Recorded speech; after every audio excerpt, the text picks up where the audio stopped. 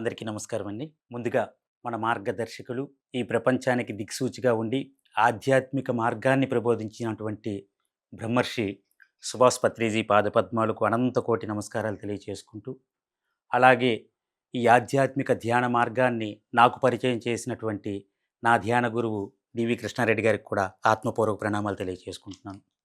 ఇప్పుడు మనం మాట్లాడుకోబోయేటటువంటి అంశం ఏంటంటే దేహమే దేవాలయం. చాలా అద్భుతమైనటువంటి కాన్సెప్ట్ అండి ఇది. మనందరం కూడా ఈ దేహం ఎంత పవిత్రమైనది, ఎంత శక్తులు కలిగినటువంటిదనే విషయాన్ని తెలుసుకోగలిగితే, ఈ దేహాన్ని ఎలా మనం ఉపయోగించుకోవాలనేది అర్థం చేసుకోగలుగుతాం. ఎందుకంటే మనకి జగద్గురువు శంకరాచార్యులు వారు చెప్పారు. దేహో దేవాలయో ప్రోక్త జీవో దేవ సనాతనః అని. ఈ దేహమే, ఈ కనిపిస్తున్నటువంటి దేహమే అందమైన దేవాలయం, అద్భుతమైన దేవాలయం. సనాతనంగా ఇందులో జీవించి ఉన్నటువంటి ఆ జీవుడే దేవుడు అని చెప్పి. ఎంత బాగుంది కదండి!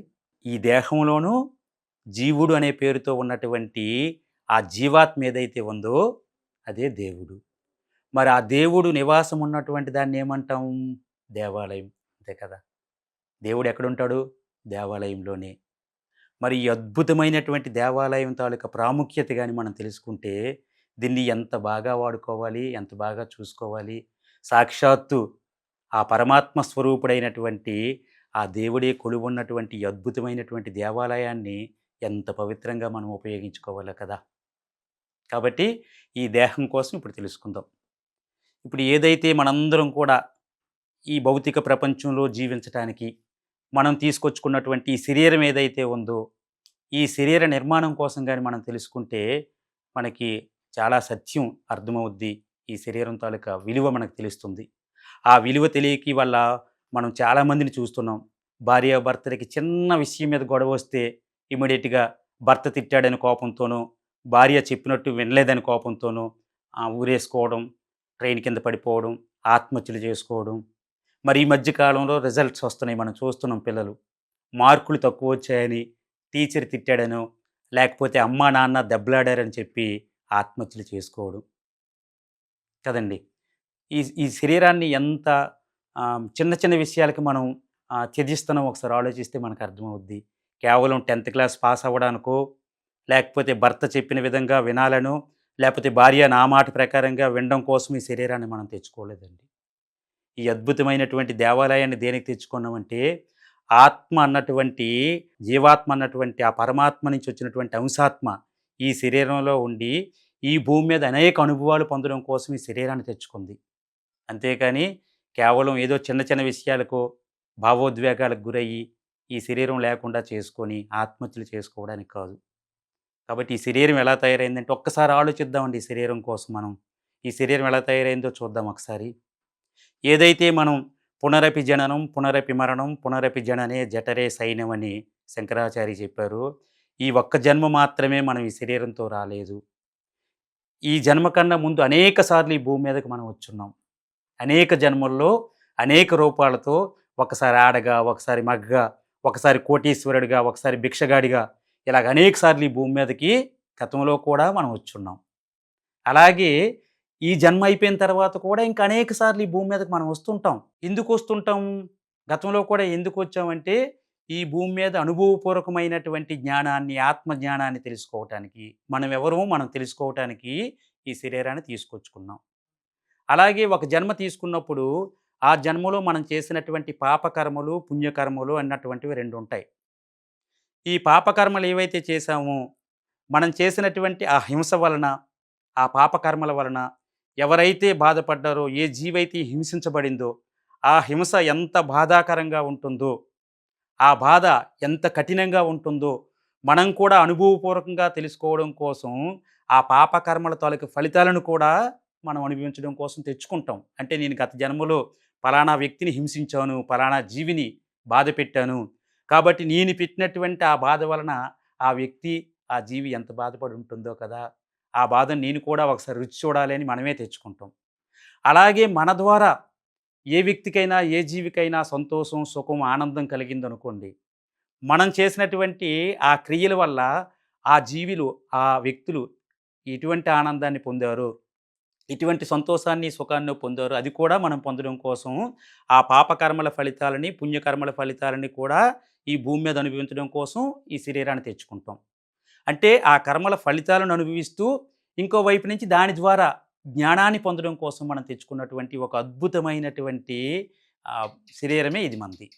అందుకని మనం గత జన్మలో సపోజు ఎక్కడో పుట్టాం. ఏవో కొన్ని క్రియలు చేసాం, కొన్ని కర్మలు చేసాం, పుణ్యకర్మలున్నాయి, పాపకర్మలున్నాయి. ఒక 70, 80 సంవత్సరాలొచ్చాక ఆ శరీరాన్ని విడిచిపెట్టాం, చనిపోయాం. పైలోకాలకి వెళ్ళాం, ఆత్మల లోకానికి. అక్కడికి వెళ్ళిన తర్వాత మన సినిమాని మనమే చూసుకుంటాం. మనం గత జన్మలో వచ్చేటప్పుడు ఏమేం చేసాం? ఎక్కడ ఎవరిని ఇబ్బంది పెట్టామా? ఎవరిని సంతోషపెట్టామా? మనం ఏ పని కోసం ఈ భూమి మీదకి శరీరం తీసుకొనెళ్ళాం? ఆ పని చేసొచ్చామా? లేపోతే అది కాకుండా వేరే ఏదైనా చేసొచ్చామా? మొత్తం అంతా మన సినిమా అంతా మనం చూసుకున్నాక అప్పుడు బాధపడతాం. ఈ భూమి మీదకి మనం ఎందుకొస్తున్నామంటే, మనం ఎవరమో తెలుసుకోవడానికి, ఆత్మ జ్ఞానాన్ని పొందడానికి, వీటి కోసం మనం భూమి మీదకొచ్చి, ఆ వచ్చిన పని తల్లి గర్భంలో ఎప్పుడైతే పడ్డామో, ఆ మాయ అన్నటువంటి ఆ మాయ మధ్యన ఎప్పుడైతే మనం పెరగడం మొదలుపెట్టామో, ఈ వచ్చినటువంటి కారణం మర్చిపోయి, ఇక్కడున్నటువంటి ఈ భౌతిక ప్రపంచం, ఈ చుట్టూ ఉన్నటువంటి సమాజపు కట్టుబాట్లు, ఇదే జీవితం, దీనికోసమే నేనొచ్చాననుకోని అందులోనే పడుండిపోతాం. వచ్చిన పని మర్చిపోతాం. చనిపోయిన తర్వాత మళ్ళీ పైలోకాలకెళ్ళేటప్పుడు అప్పుడెందుకంటే ఈ భౌతిక శరీరాన్ని ఇక్కడ విడిచిపెట్టేస్తాం. ఈ శరీరంతో ఉన్నటువంటి బంధాలన్నీ ఇక్కడే ఆగిపోతాయి. ఈ శరీరం సంపాదించినటువంటి ఆస్తులు కావచ్చు, అప్పులు కావచ్చు అన్నీ ఇక్కడే ఆగిపోతాయి. ఏదైతే ఆత్మగా ఈ శరీరంలోకి మనం వచ్చామో, హంసాత్మగా వచ్చి ఈ శరీరంలోకొచ్చి జీవాత్మగా మనం ఉన్నామో, ఈ శరీరాన్ని విడిచిపెట్టినప్పుడు మళ్ళీ ఆ జీవాత్మ హంసాత్మగా పైలోకాలకి వెళ్ళిపోతుంటది. వెళ్ళిపోయేటప్పుడు అప్పుడు చూసుకుంటది తను ఎందుకొచ్చిందని. ఈ భూమి మీదకి ఎందుకొచ్చాం, ఏం చేసామని చూసుకుంటే, వచ్చిన పని మర్చిపోయి వేరే చేసుకొని ఎళ్ళాం కాబట్టి, మరొక్కసారి అవకాశం తీసుకొని మళ్ళీ భూమి మీదకి రావడానికి ప్రయత్నం చేస్తాం.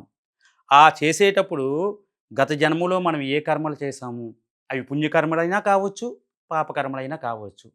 ఆ కర్మలు మళ్ళీ ఈ జన్మలో మనం అనుభవించాలి కాబట్టి, దానికి కావలసినటువంటి శరీర నిర్మాణాన్ని మనమే ఎంపిక చేసుకుంటాం. నా శరీరం నెక్స్ట్ జన్మలో నేను భూమి మీదకి వెళ్ళబోతున్నాను. నా శరీరం ఈ రంగులో ఉండాలి. ఇంత ఎత్తుండాలి. ఇంత లావుండాలి. ఈ శరీరం ఈ రకంగా ఉండాలి.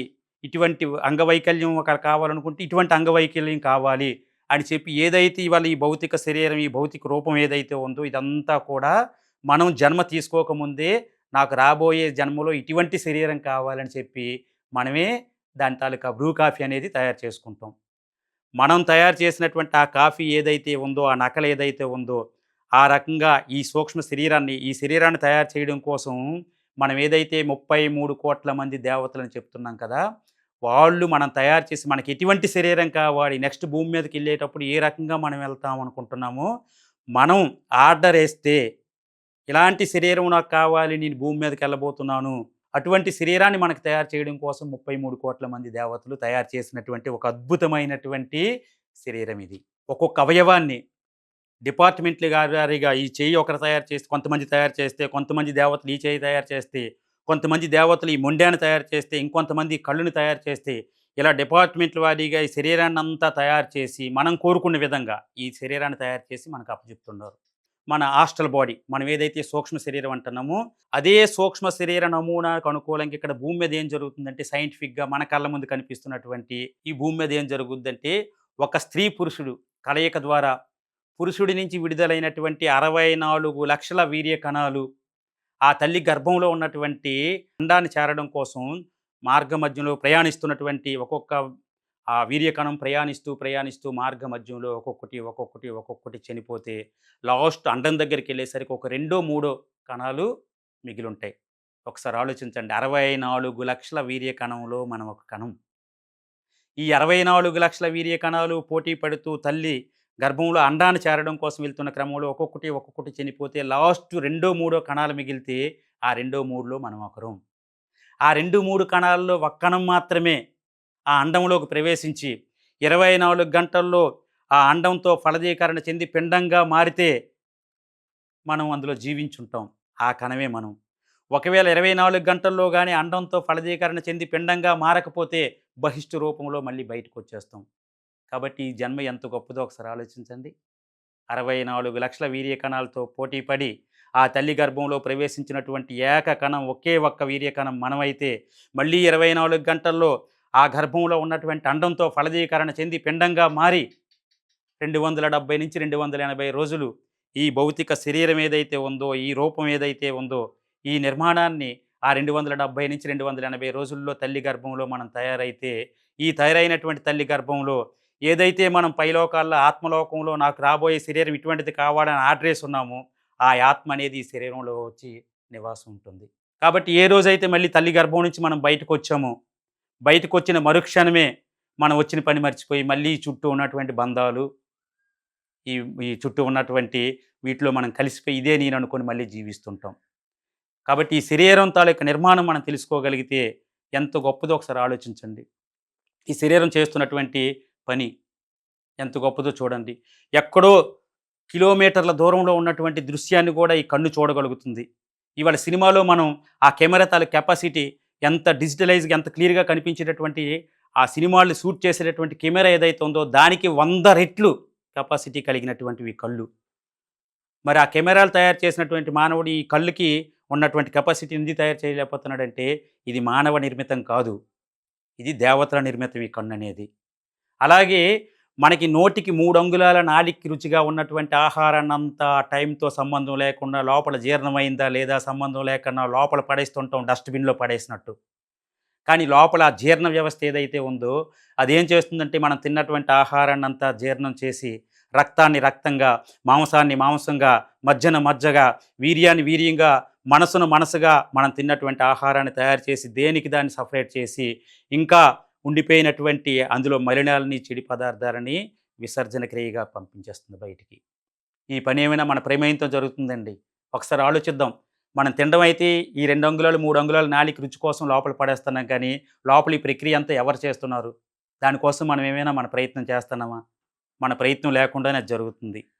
ఇంకో వైపు నుంచి రోజుకి కొన్ని వేల కిలోమీటర్లు, కొన్ని కిలోమీటర్ల దూరం ఈ శరీరంలో రక్తం నడుస్తూ ఉంటుంది. కొన్ని కిలోమీటర్ల ప్రయాణం చేస్తూ ఉంటుంది. కానీ ఆ రక్తం ప్రయాణించే దాంట్లో ఏమాత్రమైనా మన ప్రమేయం ఉందా? మనకు సంబంధం లేకుండానే ఈ రక్తం ప్రయాణం చేస్తుంది. ఆ రక్తం ప్రయాణించేటటువంటి వేగం ఏదైతే ఉందో అది కొద్దిపాటి వేగం ఎక్కువైతే హై బీపీ అని చెప్పి హాస్పిటల్‌కి వెళ్తున్నాం. కొద్ది స్లో అయితే లో బీపీ అని చెప్పి హాస్పిటల్‌కి వెళ్తున్నాం. అంటే ఈ శరీరంలో మనం జీవించి ఉన్నంత కాలం కూడా ఆ రక్తాన్ని 70 సంవత్సరాలో, 80 సంవత్సరాలో ఈ శరీరంతో మనం జీవించి ఉన్నంత కాలం కూడా ఆ రక్తాన్ని ఆ కొలమానం ప్రకారంగా స్పీడ్ కాకుండా, స్లో కాకుండా కరెక్ట్‌గా నడిపించగలిగినటువంటి ఆ ప్రక్రియ లోపల నుండి ఎవరు చేస్తున్నారో ఒకసారి ఆలోచించండి. మనం ఏమైనా ప్రయత్నం చేస్తున్నామా? మనకు సంబంధం లేకుండానే జరుగుతుంది.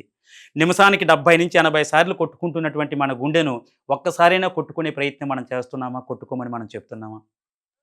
మనం ఈ శరీరంలో జీవించున్న 70-80 సంవత్సరాలు ప్రతి నిమిషానికి 70-80 సార్లు కొట్టుకుంటున్నటువంటి ఆ గుండె ఒక్క నిమిషం విశ్రాంతి తీసుకుందాం అనుకుంటే మన పరిస్థితి ఏమవుతుందో ఒకసారి ఆలోచించండి. అంతేకాదు ఈ శరీరంలో జరుగుతున్నటువంటి ప్రతి క్రియ నిమిషానికి 15 లేదా 16 శ్వాసలు తీసుకుంటున్నాం. ఒక రోజులో 21,600 శ్వాసలు తీసుకుంటున్నాం. కానీ ఒక్క శ్వాసను కూడా మన ప్రమేయంతో మనం జరిపిస్తున్నామా అంటే లేదు. మనకు తెలియకుండానే, మనకి ఎరిక లేకుండానే ఈ మధ్య కాలంలో మనం ఈ శ్వాస మీద ధ్యాస అన్నటువంటి ధ్యానంలోకి వచ్చాక ఆ శ్వాసను మనం గమనించడం అంటూ జరుగుతుంది తప్ప మిగతా అంతా కూడా ఇంకా కోట్లాది మంది ప్రజలు ఈ ధ్యాన మార్గంలోకి రాలేదు. ఇప్పటికి కూడా వాళ్ళకి శ్వాస అనేది లోపల నడుస్తుందన్నటువంటి ఆ ఎరుక కూడా లేకుండా జీవిస్తున్నారు. కానీ అందులో ఒక్క శ్వాసనైనా మన ప్రమేయంతో మనం చేస్తున్నామా? మనకు తెలియకుండానే మనం జీవించినంత కాలం కూడా ప్రతి నిమిషానికి 15, 16 సార్లు శ్వాస లోపల ఎవరుండి జరిపిస్తున్నారు ఆ శ్వాసను? కంటి ముందు ఒక చిన్న ఈగొచ్చి ఇలాగ ఆడితే కనురెప్ప వెంటనే కంటికి రక్షణ కల్పిస్తూ ఆ కనురెప్ప కొట్టుకుంటుంది. అదేమైనా మన ప్రమేయంతో జరుగుతుందా అండి? ఒకసారి ఆలోచిద్దాం. మనకు సంబంధం లేకుండానే మనం మాట్లాడుతుంటుంటాం. మనకు తెలియకుండానే కంటి ముందు ఏదైనా ఒక పురుగు ఇలా కనిపించిన వెంటనే టక్కన కనురెప్ప కొట్టుకుంటుంది. అంటే ఈ కనురెప్ప కొట్టుకునే ప్రయత్నం ఎవరు చేస్తున్నారు?